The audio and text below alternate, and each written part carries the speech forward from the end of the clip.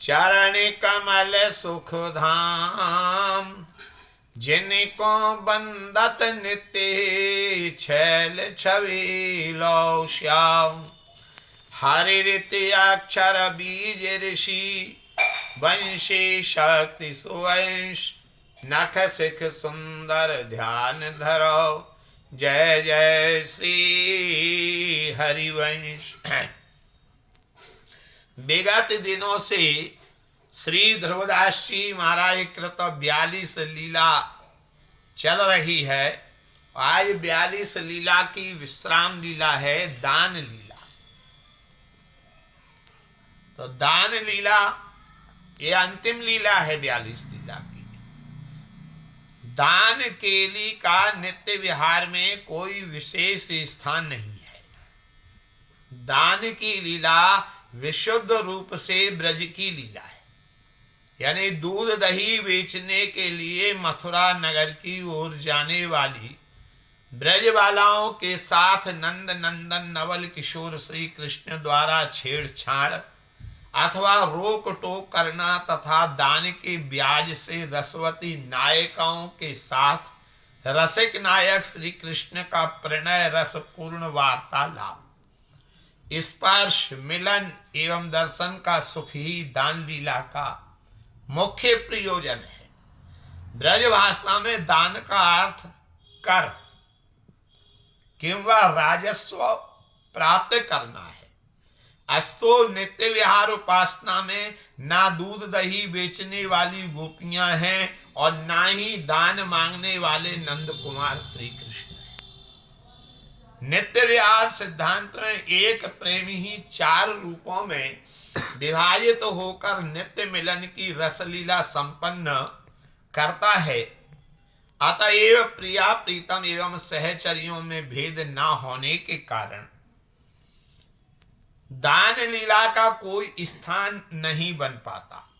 श्री ध्रुवदास जी ने अपने ग्रंथ के अंतिम अध्याय में नित्य विहार में दान लीला का आरोपण करके यह प्रकट करना चाहा कि नायक रसिक शेखर श्री लाल जी को रसभोग का अधिकार रसाधिशास्त्री नवल किशोरी श्री राधा के सम्मुख याचक बनकर ही प्राप्त होता है, दानी बनकर के नहीं। सखियों का मनोरथ है एक समय और सखियन के बाड़ो आनंद मोद, देखें लाड़ली लाल की लीला दान विनोद। श्री ध्रुवदास जी महाराज कहते हैं कि एक बार नित्य विहार की सखियों के हृदय में एक आनंदमय मनोरथ उदित हुआ कि हम श्री लाडली लाल की दान लीला रूपी हास्य विनोद का सुखमय दर्शन करें। प्रियतम द्वारा दान लीला अभिनय। हा बंशी वट तट हंस जा, सघन कुंज की खोर, दानी होय ठाड़ी भई नागर नवल किशोर, भाते रंगीली सखीन जुत, नवल छबीली चाबाल, आए गई ते ही छिने तहाँ, मात गयंदन चाल, सरक लाल ठाड़ी भई, ललिता लई बुलाए, दाने हमारो लगत कछु, कहो प्रिया सो जाए। सखियों की सुखाविलासा पूर्ति के लिए प्रियतम ने उनका निवेदन स्वीकार कर लिया और वे सूर्य नंदिनी श्री यमुना के तट पर बंशीवर क्षेत्र की सघन वीथी में दान यानी कर मांगने के लिए दानी बनकर जा खड़े हुए। उसी क्षण अपनी रंग रंगीली सखियों के साथ छबीली प्रिया मदमत गयंदनी करणी जैसी मंथर गति से पाद विन्यास करती हुई वहां उपस्थित हुई। स्वामी नवल किशोरी का दर्शन करके श्री लाल जी संकुचित हो गए और मार्ग से थोड़ा दूर सरक कर खड़े हो गए। उन्होंने संकेत द्वारा ललिता जी को समीप बुलाकर और विनम्र शब्दों में निवेदन किया कि हे ललिते, तुम जाकर प्रिया जी से कहो कि यहाँ आने जाने वालों पर हमारा कुछ दान यानी कर लेने का नियम है। श्री ललिता द्वारा निवेदन की उपेक्षा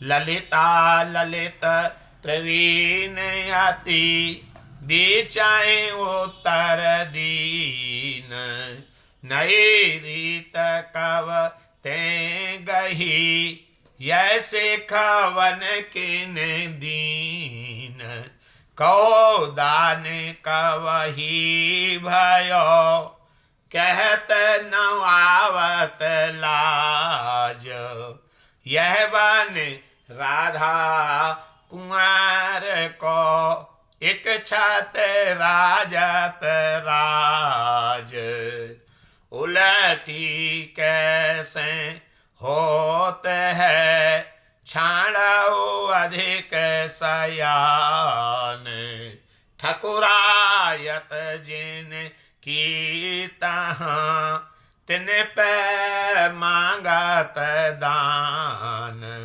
दाने दाने तुम कहत हो सुनो न कवहूँ कान यही था बिन कुंजेश्वरी नहीं काहू की आन। श्री ध्रुवदास जी महाराज कहते हैं कि ललिता सखी अतिशय मधुर स्वभाव वाली चतुरा सखी है। उन्होंने श्री प्रिया जी के समीप जाकर दान मांगने की बात कहने से पूर्व ही श्री लाल जी को उत्तर दिया कि हे प्यारे, आपने एक नई अटपटी रीति कब से ग्रहण कर रखी है और किसने आपको दान मांगने की यह उल्टी शिक्षा दे डाली है?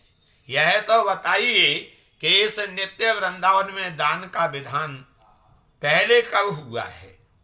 आपको यह कहते लज्जा नहीं आती? ध्यान रखिए, यह श्री वृंदावन राधा किशोरी का निज वन है। यहाँ कुंवर किशोरी का ही एक छत्र साम्राज्य है, तब आपके द्वारा दान मांगने का क्या तुक है? आपके द्वारा दान मांगा जाना इस साम्राज्य के विधि विधानों के विपरीत कार्य है। अतएव यह कैसे संभव है आप अपनी इस अति चातुरी का प्रयोग यहाँ ना करें? आश्चर्य है कि जिनका यहाँ साम्राज्य है आप उन्हीं से दान मांगते हैं। हे लाल जी, आप बारंबार दान दान कहते हैं। हमने इस साम्राज्य में आपके इस दान शब्द को तो पहले कभी सुना ही नहीं है। इस वृंदावन धाम में निकुंज श्री राधा के अतिरिक्त अन्य किसी का कोई स्वामित्व ही नहीं है। श्री लाल जी का पुनः दान संबंधी आग्रह है। बहुत मोल की सांझ ले यही मग आवत जात यह तो हम साची कही तुम काहे अनखात ललिता तुम मानत नहीं जे हम कहत जुबैन नवल किशोरी रूप के दिन ही दानी नैनो एक एक मुक्ता मांग के झलकत बिमल अमोल नासा पर बेसर लस कुंडल तरल कपोल हीरा हारे हमील वर मोक्तन माल रसाल हा अंगद पहुंची मोद्रिका कट तट किंकिणी जाल जे अर पायल अति बनी बिछिया वनवटनी झलक रहे नख चंद्रिका होए गए विदुषत फीको। श्री लाल जी की बात सुनकर श्री लाल जी ने कहा, हे सखी, आप लोग बहुत सी बहुमूल्य वस्तुएं लिए हुए इस मार्ग से सदा आती जाती हैं, अतएव मैंने दान लेने की जो बात कही वह सत्य ही तो है। आप कुपित क्यों होती हैं? हे ललिते, मैंने जो बात कही है आप उसे भले ही स्वीकार ना करें, किंतु आपकी नवल किशोरी की रूप संपत्ति के मेरे नेत्र सदैव दानी अर्थात राजस्व लेने वाले हैं।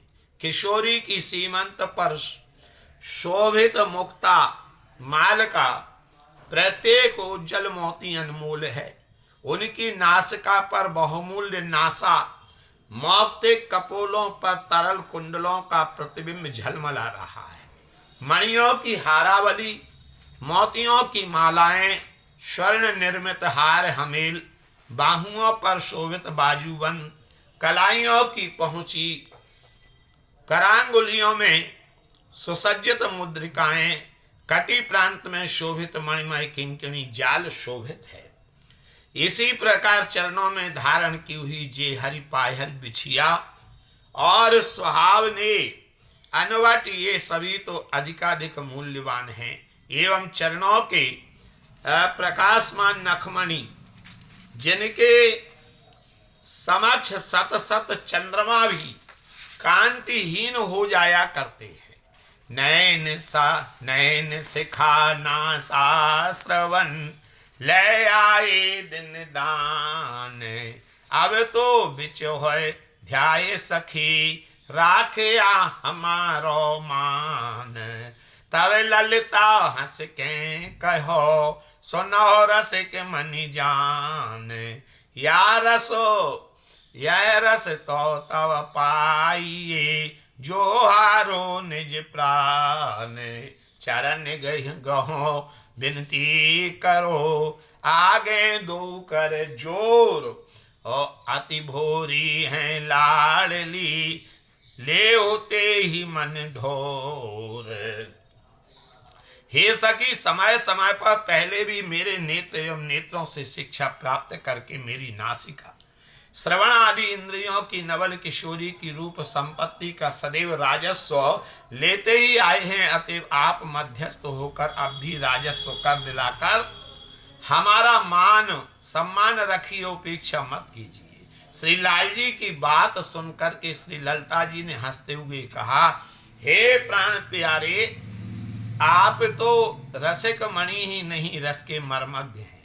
यह रस तो तभी प्राप्त होता है जब मेरे प्रेमी प्रेमास्पद के लिए प्राण सहित अपना सर्वस्व समर्पित कर देता है। अतएव दान का दुराग्रह छोड़कर बद्ध हुए प्रिया जी के चरणों को पकड़िए और उनसे विनती कीजिए। आपको ज्ञात है कि लाडली प्रिया अत्यंत भोली हैं, इसलिए हे लाल जी, आप दैन्य और विनय के द्वारा सहज ही उनके मृदुल मन को अपने अनुकूल बना लीजिए। हाँ पिय प्रवीण रस प्रेम में कहो सहचरी को कीन, दान मान बल छाड़ के शीस पगन तर दीन। ध्रुवदास जी कहते हैं, प्रियतम लाल जी प्रेम रस के कुशल ज्ञाता हैं। उन्होंने तत्काल ही श्री ललिता सखी की बात मान ली और दान मान का प्रयोग किंबा अभिनय त्याग कर अपना मस्तक श्री प्रिया जी के चरण तल पर रख दिया। लिए अंकवर लाडले मृदु भुज ग्रीवा मेल, फूले कुंज निकुंज में करत रंगीली केल। विविध भांति रति दान दय पोसे प्रिय के प्राण, अति उदार मुस्काई के देते अधर रस पान। हाँ जोर मोर के ओर सौ घुरी शोभित सहज सिंगार, मानो पिय पैरों हिये रति विलास को हार। जो रस उपजत दोहन में प्रेम रंग सुकुमार, प्रेमी रंगी निज सहचरी निरखत प्रेम बिहार। नित उठ जो गावे सुने यह लीला रस रूप, हित ध्रुवता के ही कमल उपजय प्रेम अनूप। श्री हित ध्रुवदास जी महाराज कहते हैं, जो कोई श्रद्धालु नित्य प्रातः काल इस रस रूपमयी लीला का गान श्रवण करेगा, उसके हृदय कमल में अनुपम प्रेम की उत्पत्ति होगी।